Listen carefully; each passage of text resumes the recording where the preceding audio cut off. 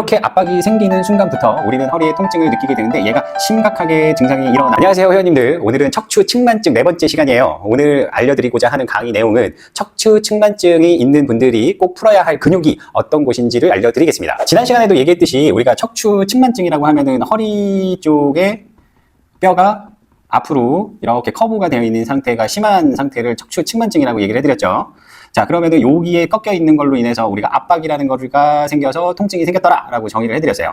자, 그러면 이렇게 압력이 들어가서 허리가 이렇게 꺾였을 때 나타나는 현상이 골반도 올라간다라고 얘기를 했습니다. 그래서 우리가 운동이 첫 번째 시간에 허리를 붙이는 연습을 하고 그 다음에 다리 당기는 것도 했잖아요. 근데 오늘은 그렇게 올라가면은 꼭 영향을 받는 근육들이 있어요. 그 근육이 무엇인지를 좀 생각을 해볼 필요가 있는데, 이게 100명이 있으면은 100명 다 이렇다는 건 아니지만 100명이 있으면 한 70명 정도는 70% 정도는 우리가 척추 측만증이 있을 때 중둔근 위에 엉덩이에요. 중둔근 쪽에 영향을 굉장히 많이 줍니다. 우리가 엉덩이 근육을 좀 살펴볼 필요가 있는데, 이렇게 엉덩이가 이렇게 있으면 우리가 뒤에서 바라봤을 때 요 밑으로 되어 있는 부분들이 대둔근이라고 하는 부분이고, 요 위쪽으로 감싸고 있는 근육이 중둔근이라고 해요. 근데 왜 대와 중이 필요하냐라고 하면, 우리가 근육 크기로 보면 힘이 누가 셀까? 말 그대로 대둔근이라고 하는 애가 힘이 세다라고 해서 대둔근이에요. 그러니까 면적도 크고 그 다음에 두께도 크고, 그렇기 때문에 얘가 힘을 잘 받아요. 근데 왜 힘을 잘 받아야 되는지를 이해를 하셔야 되는데, 얘네들이 체중이라는 부분들을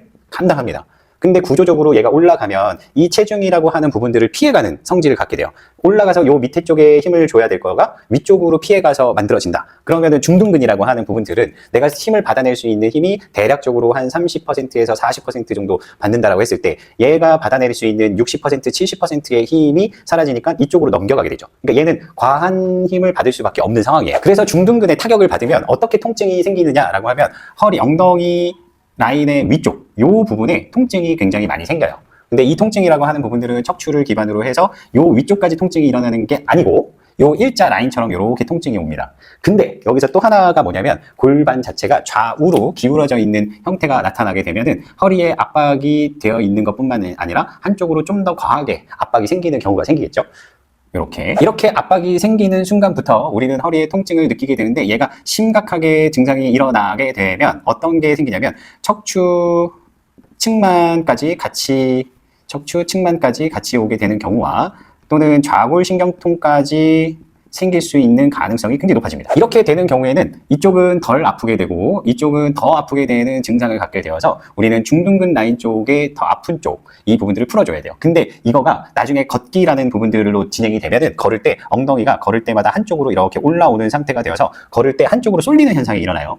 그렇기 때문에 옆 사람이 막 계속 걷는데 옆으로 친다든가 아니면 자꾸 민다든가 이런 현상이 계속 일어나는 게 한쪽 골반이 옆으로 올라와서 나타나는 현상이라고 볼 수 있습니다. 이게 첫 번째 케이스고, 두 번째 케이스는 어떻게 되냐면, 우리가 이렇게 허리가 측만증이 생기면 다리 모양이 정면에서 봤을 때 골반을 중심으로 다리가 안쪽으로 들어가는 현상이 일어나게 돼요.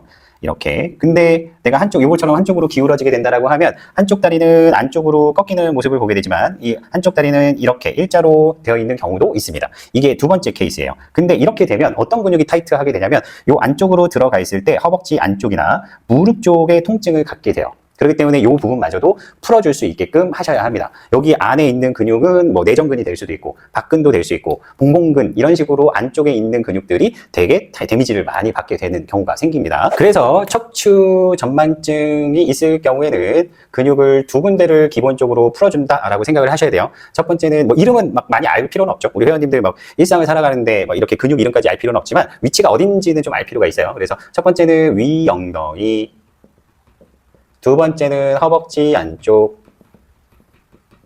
이렇게 두 가지가 전만증을 위한 기본적인 근육을 풀어주는 곳이다 라고 이해를 하시면 됩니다. 자, 마사지 볼을 두 개를 준비를 해볼 건데, 하나는 우리가 큰 볼이에요. 이것도 있고, 우리가 흔히 볼 수 있는 작은 공이 있어요. 요 두 가지, 없으면 테니스공 같은 거나 골프공 같은 걸로 하셔도 돼요. 그래서 이왕이면은 큰 걸를 사용하면 제일 좋고, 일반적으로 이거를 사용해도 무관을 합니다. 그럼 윗 엉덩이가 어디 있는지를 좀 살펴볼 필요가 있겠죠. 그래서 마사지 볼을 어디 위치에다가 두어야 하냐면, 여기 허리 라인의 바로 아래쪽, 여기 볼록 튀어나온 요 부분이에요. 요 부분에다가 마사지 볼을 넣을 수 있어야 되는데, 처음에 대고 있으면 좀 많이 아플 수가 있어요. 그래서 밑으로 내려가는 게 아니라 이쪽 부분에 된다라고 보시면 됩니다. 지금 보이시는 곳처럼 이렇게 윗 엉덩이에 대려면 옆으로 살짝 기울어진 누워있는 상태를 만들어 주시고 공을 여기다 껴주시면 돼요. 볼이 좀 커야지 이렇게 누르는 모습이랑 그다음에 자세를 취하는 게 좀 쉬워지거든요. 처음에 너무 아프다 그러면 그냥 누르고만 있고 좀 내가 괜찮다라고 하면 여기를 좌우로 이렇게 흔들어 가면서 근육을 풀어주시면 됩니다.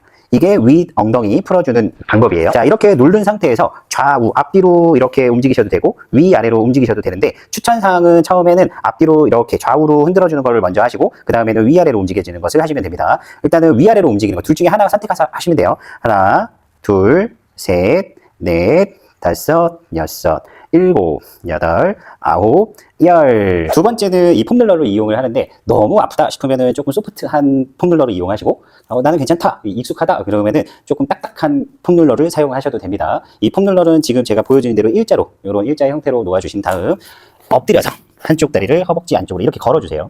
그리고 몸이 들리지 않게끔 상체는 안쪽으로 놓고 몸을 옆으로 밀듯이 허벅지 안쪽 끝까지 밀었다가 엉덩이를 좌우로 흔들면서 움직여 주시면 돼요. 자, 한번 해볼게요.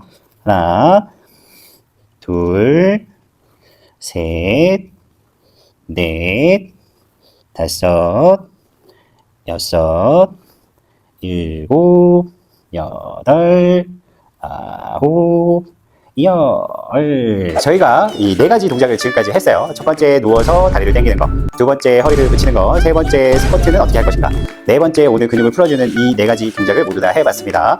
자, 매일같이 이렇게 순서 있게끔 얼마 안 걸리죠. 네 가지 동작이어도 우리 회원님들이 하기에는 그렇게 부담 없는 시간 동안에 할 수 있어요. 각각 10초씩 좌우로 한다라고 생각해도 5분 만에 할 수 있는 동작들이니까 아침 저녁으로 아니면은 내가 시간 날 때마다 할 수 있는 동작들이니 같이 따라 하시면서 운동을 해보시면 전만증을 셀프로 조절할 수 있는 방법들의 운동이니까 이거를 잘 따라 하셔야지 나중에 가서 제가 이제 운동 시리즈로 갔을 때 강도를 강도를 올려서 하는 것도 충분히 따라 하실 수 있게끔 만들어 드릴 테니까 천천히 잘 따라오시기 바랍니다. 우리 회원님들 안녕.